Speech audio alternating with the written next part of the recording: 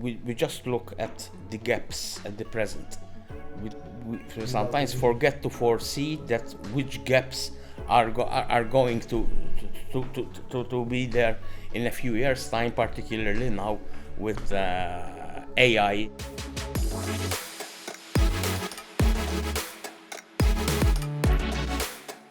Morning, and welcome to another edition of the SiGMA podcast, today with Angelito Sciberras, owner and founder of 21 Academy.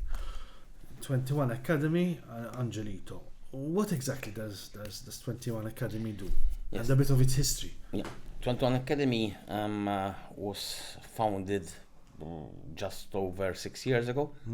It was then a higher education institution. Today it also updated its license and also is a further and higher educational institution. Basically, as a further and higher education institution, we deliver accredited courses starting from level 1 going up to level 7, excuse me. Level 7 is the equivalent of a master's. Level 6 is the equivalent of a bachelor's. Level 5 is an undergraduate level. Then level 4 is A levels, etc., etc. Okay. So our range of courses, mainly targeting adult students, varies in levels. They vary also in duration, because we deliver what are called awards.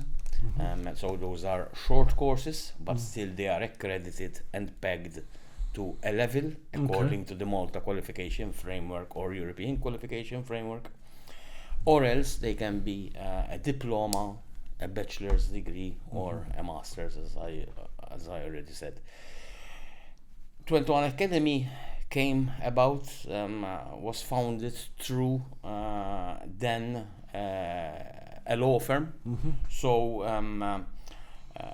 it is obvious why we started delivering courses focusing on law. But now we have widened our. What sort of courses do you offer in general? Yeah, today we target those who want to study in business administration. We have those who want to study in marketing, digital marketing, especially. We still deliver our law courses, and then we have courses which go into human resource management, payroll, anti-money laundering, etc., etc. So we have a wider spectrum of courses that we deliver. Let's focus a bit on the anti-money laundering part. So you offer what sort of framework on an anti-money laundering front? Yes, our anti-money laundering course is at level 6. It is an award at level 6. So it's, if I'm not mistaken, it's around 20 hours of lecturing.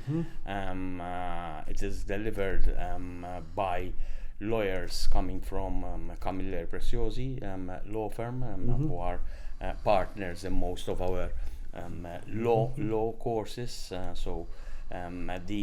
Our courses, whilst being written locally and accredited at Maltese and European qualification framework, are also delivered by professionals in the field. So they are well versed with any updates, even in the legislation, even at the time of when the course is being delivered, and also they can transfer their personal experience about the subject they are delivering about as well. And you have a target audience which is local, international? Yes, we do have courses which are targeting local and EU students, and most of those courses, rather I would say all, are delivered live but online. They are not delivered in class. And we also have third country national students attending in class for sitting for different courses as well at mostly undergraduate level and masters level as well. We went completely online. I must say post pandemic. I was about to ask that question. How did COVID affect your operations? Yeah. We at the time, even our license was only to deliver face to face or in class courses, but obviously the pandemic pushed us. We were already planning that we are going to go online. Obviously, we had to be faster to achieve that, because it happened within a few weeks rather than the few years that we had planned. Can you, in a couple of minutes, but explain how, as a company, as an educational institution, you adapted to that new reality? So how did you set up Angelito once COVID hit and you were told, listen, we were told by the powers that are, stay locked inside your houses? Yes, at the time,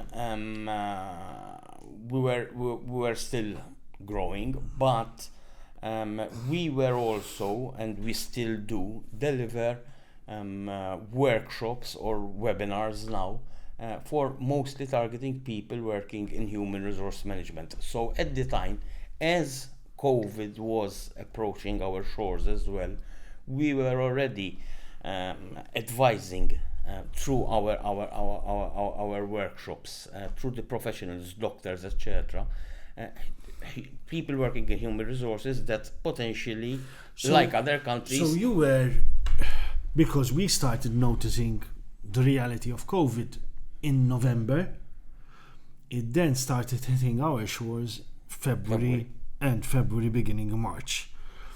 December, February, we were already holding specific workshops, and through what we were delivering in the workshops, we understood that even now we had to gear up and adapt ourselves. I believe you were also attending the ICE show in London that particular year, because we met. Yes. And I remember part of our discussion was hand sanitizers, masks, and I told you.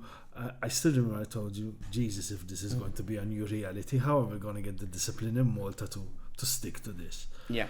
So you adapt. So you beforehand you were already preparing. Yes, we were preparing, and basically by the time we had, let's call it, a partial lockdown, we already had the resources so that we could continue delivering and started delivering the courses and our webinars online. We had then at the time, because as you might be aware as well, there were a lot of problems with Zoom due to Zoom bombing, etc. We did not go for Zoom at that time. Zoom bombing was too many people on Zoom at the same time? No, it was actually people invading meetings happening on Zoom. Yes, there was that security risk at the time, which was later obviously addressed by Zoom, and in fact at the moment we use Zoom as our platform. Yes, and obviously, and students are given access to a virtual learning environment where we make available all the recordings of the lectures, because although the lectures are delivered live, any students who might miss their lectures can still access a lecture which they would have missed, etc. Okay, all right. And in a particular course, given that it's online, you have an unlimited number of students who can participate, or is it? No, we do still restrict the number of attendees at one go, first and foremost, because it's already a new reality, delivering and lecturing online, and it is. We see that it's both more tiring for the students, but even for the lecturers themselves. So we'll also limit the number of people present at one go during a lecture, even though it is online, for the sake that, first and foremost, we always want to give more individual attention And as much as possible, we want to have lectures which are interactive, where the students can participate and discuss. And if you have large groups, then the discussion can take over what was meant to be delivered during the lecture. So that is why we try and restrict as much as possible even attendance online. You talked about license and adapting your license. What do you mean by license, and who issues such licenses to educational institutions such as yours? Yes, we are regulated by the Malta Further and Higher Education Authority. We are audited every 5 years, and the license is renewed after we have successfly passed the audit, which coincidentally we had during the last year, after our 5th year of operation. And the license regulates not just the levels of the courses that one can deliver, but also whether they can be delivered online, whether they can be delivered in class, etc. We, till to date, deliver only locally designed courses, because we believe that courses designed by us also address the necessities of the local market. Okay. So they keep in mind the local reality. Yes. So even when we drafted and we deliver the Anti-Money Laundering course, for example, it is, and the learning outcomes are based on the local legislation. They are based on case law, Maltese case law. Even if we're talking about a payroll course, which we have, it is about payroll in Malta, and it is not a course which is generic, which is to teach you how to deliver payroll, but then when you come to the Maltese reality, you find out that you don't know at least the basic legislation that someone who is working in payroll must know. The same happens with our law courses. Obviously, it is about Maltese legislation. And so when we also speak about our award in gaming law, for example, we are talking about gaming law, which is Maltese gaming law. Okay. Which coincidentally is one of our most popular law courses at the moment. I can imagine. But with the reality of a lot of gaming companies in Malta which use Malta as their hub, but then go abroad and get their licenses from other jurisdictions, many European ones right now. But you also have a reality of local setups being used also to establish subsidiaries in the US in order to get the US licenses. You have different realities. Do you think that's the next step, the evolution for you? Yes. When we design a course, first of all, a course is not static. Okay? A course has to adapt to the realities, especially when we're talking about law and legal courses. A law which considers technology. So first and foremost, when we decide to draft a course, first and foremost, we try as much as possible to consult with the stakeholders in the particular field. When you say stakeholders, you mean your lecturers, your students, not just lecturers and students, operators, the authority itself, the Malta Gaming Authority itself. For example, at the moment, we know also that the authority is working on a skills gap analysis in the field, and obviously let's not get started on that subject. They asked us to contribute with our statistics with regards to our gaming law statistics as well.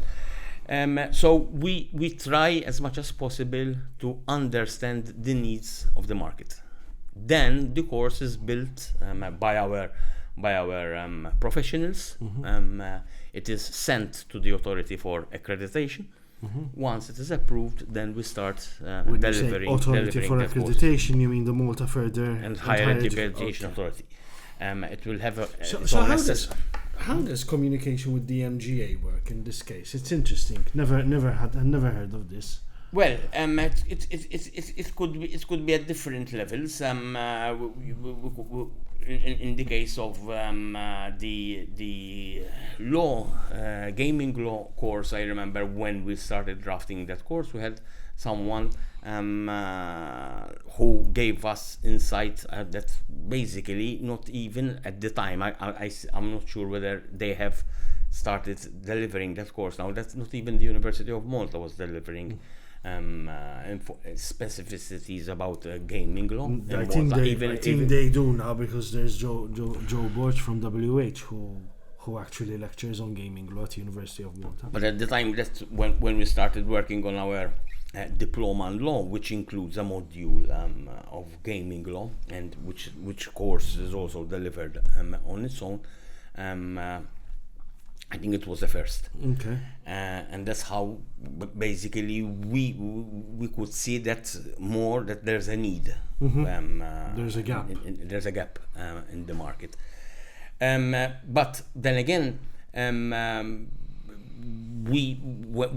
we start discussing with stakeholders, basically it is for that purpose that we start these discussions, to try and understand what needs to be addressed, what the stakeholders would expect the students to learn from such courses, and obviously understand also the gaps which need to be addressed in the different markets. Okay. Do you believe there is a skills gap in the gaming sector from what you're seeing right now? Well, I believe, yes, it would be interesting to see the reports which will eventually be published by the authority in the coming months. Do you have any idea on the time frames? No. But your personal view, because you told me you've pushed it on the authority here. I'm going to ask you the question again.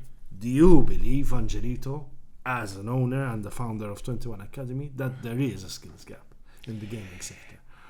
I think keeping in mind the private discussions, me and you. Yes. Of course, I believe that there is a skills gap. I believe not only that there's a skills gap in the gaming sector, but we do have quite some couple of gaps in different sectors, not just the gaming sector. But I believe that the Skills Authority is doing a good job. The MGA Authority? No, Skills Malta. Skills Malta. What is Skills Malta? Skills Malta is a government organization which has been. I'm not sure when it was set up, but it was set up recently. I mean, a few years back. And last year, in fact, I attended a very well organized conference by Skills Malta, and one of its primary functions is to identify skills gaps in the market, and tries to address those gaps as well. Okay. It does a quite interesting work, and as well there we are in touch with them, because obviously they have quite insight on the different gaps that there are, and it is even through there that through the conference that they did organize last year, that it is evident that sometimes we as a society we just look at the gaps at the present. We sometimes forget to foresee that which gaps are going to be there in a few years' time, particularly now with AI. Definitely there will be different some gaps which you have today will be probably addressed by AI itself, I believe, but on the other hand there will be new opportunities, and the new skills need to be developed by tomorrow's workforce to to work in this new reality. Okay. We have a couple of minutes left. And that's exactly where I want to conclude is, where do we go from here? How is 21 Advisory, 21 Academy looking at the future? So you mentioned the skills gap, but the future, you could have developments, you could have new industries or evolving of the industry and new technology such as AI coming in. How do you prepare for that? As I said, we are in continuous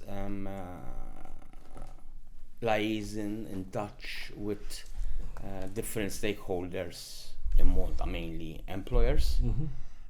We try and understand through them.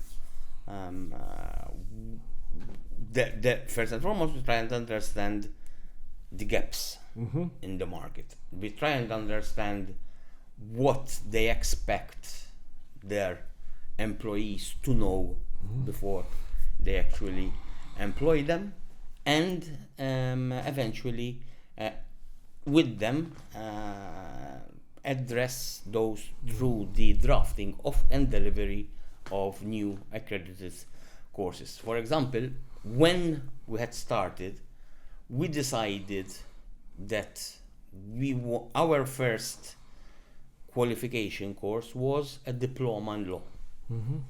There's no other educational institution in Malta which delivers a diploma in law. It is not intended to create a new pathway for lawyers. We know that lawyers have their own pathway to the University of Malta, but we knew that legal firms in Malta lacked resources of legal assistants.